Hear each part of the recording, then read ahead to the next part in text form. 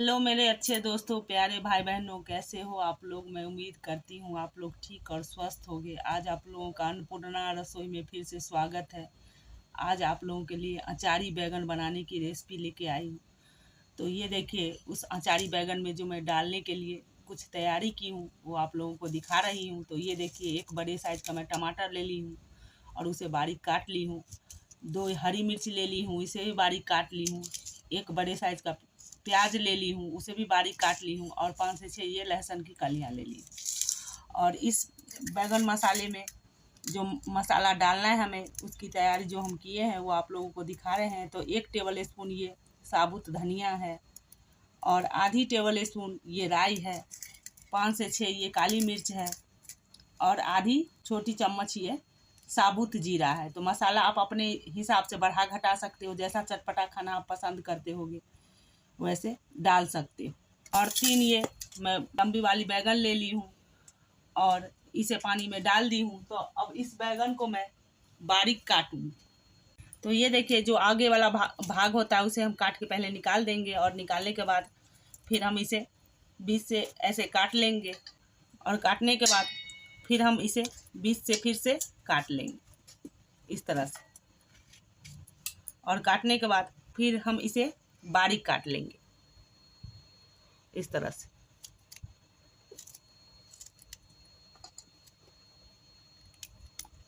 इस तरह बारीक हम काट के इसे पानी से बाहर नहीं रखेंगे, इसे पानी के अंदर ही रखेंगे जिससे कि ये काली ना पड़े। अगर हम ऐसे बिना पानी का इसे काट के रखेंगे तो ये काली सी हो जाएगी। तो इस तरह मैं सारा काट लेती हूँ और काट के फिर आप लोगों को दिखाती हूँ। इस तरह ये सारा बैगन मैं काट ली हूँ और काटने के बाद इस पानी में डाल दी हूँ। तो अब बैगन काटने के बाद हम चलते हैं और जो ये मसाला रखे हैं, तो इस मसाला में मैं मिर्च बाद में बढ़ाई हूँ जो आप लोगों को नहीं दिखाई थी। तो बाद में मुझे ध्यान आया तो फिर इसमें मिर्च डाल दी हूँ। तो इस तरह हमें इस मसाले में मिर्च भी ऐड करनी है। तो ये सारे मसाला जो हम तैयार करके रखे हैं इसे हम अभी तवा पर रोस्ट करेंगे। देखिए, इस तरह मैं ये तवा चढ़ा दी थी गैस पे गरम होने के लिए। तो ये तवा हमारी गरम हो गई है। तो अब इस गरम तवा पर जो हम मसाला तैयार करके रखे हैं उसे हम हल्की सी रोस्ट कर लेंगे।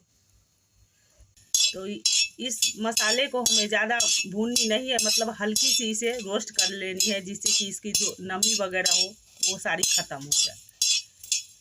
तो इस तरह ये रोस्ट कर लेती हूँ, फिर आप लोगों को मैं दिखाती हूँ। इस तरह इस मसाले को मैं 1 मिनट तक रोस्ट कर ली हूँ।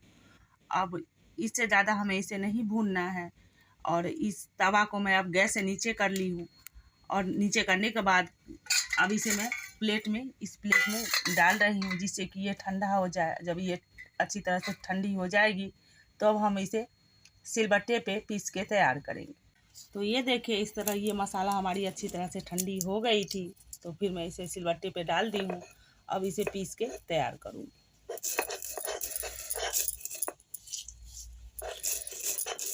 ये देखिए, इस तरह ये मसाला पीस के मैं तैयार कर ली हूँ। तो इस मसाले को हमें बिल्कुल फाइन नहीं करनी थी, इसे दरदरा ही रखनी थी।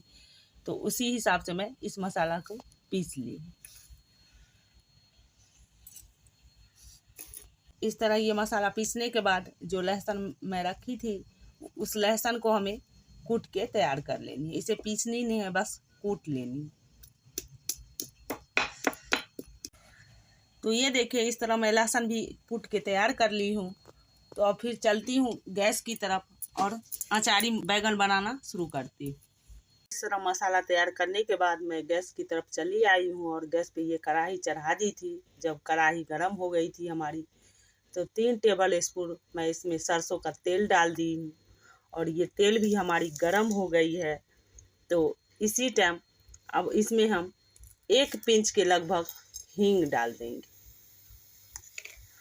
और हींग डालने के बाद आधी टेबल स्पून हम इसमें पचफोरन डालेंगे और ये दोनों चीज़ अच्छी तरह से चटक जाएगी। तो जो हम लहसुन कूट के रखे हैं वो लहसुन इसमें डालेंगे। देखिए, ये दोनों चीज़ हमारी अच्छी तरह से चटक गई है। तो जो हम लहसुन कूट के रखे थे वो लहसुन डाल देंगे और 1 मिनट तक इस तेल में इस लहसुन को हम फ्राई होने देंगे।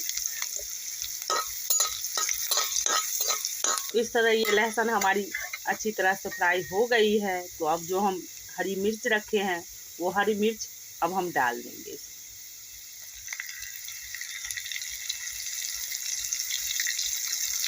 और ये हरी मिर्च जब हल्की सी फ्राई हो जाएगी तो हम जो प्याज रखे हैं वो प्याज डालेंगे।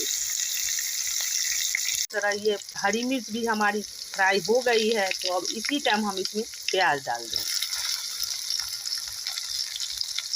और इस प्याज को इस तेल में हम तब तक फ्राई करेंगे जब तक कि इसकी कलर न चेंज हो जाए।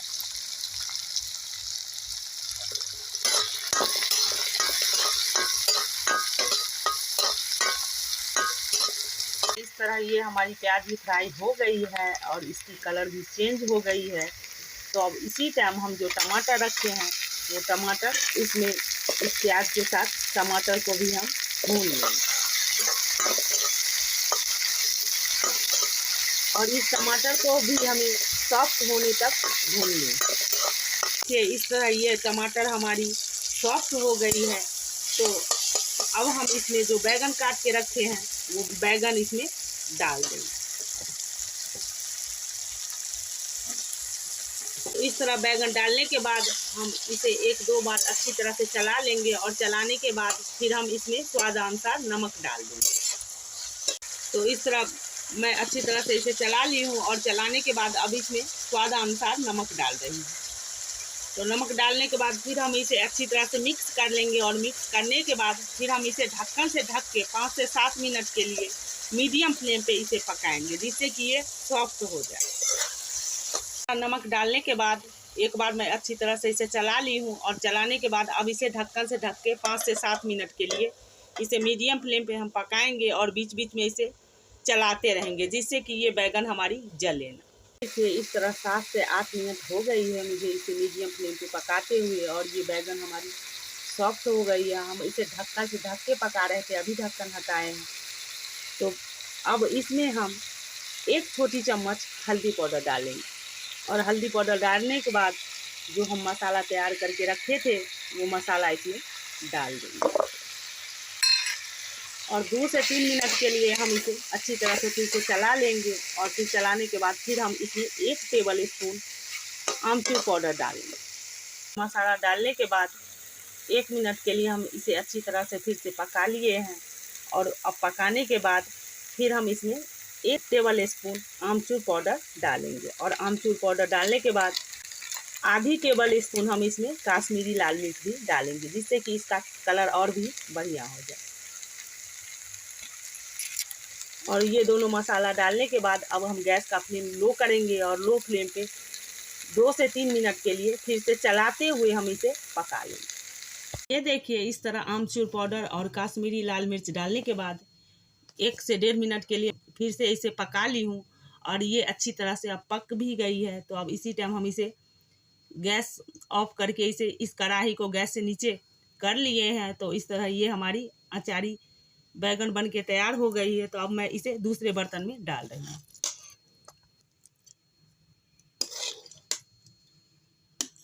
तो ये देखिए इस तरह मैं अचारी बैगन इस प्लेट में डाल दी हूँ। अब इसमें लास्ट में मैं धनिया पत्ता डाल रही हूँ।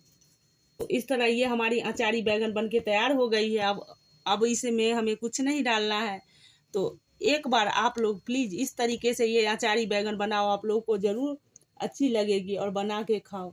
और जब पसंद आए तो फिर ज़्यादा से ज़्यादा शेयर करो, लाइक करो, सब्सक्राइब करो और कमेंट करके हमें ज़रूर बताना जो ये रेसिपी हमारी आप लोगों को कैसी लगी। फिर आप लोगों से मैं अगले वीडियो में मिलती हूँ। तब तक के लिए take care and bye bye दोस्तों।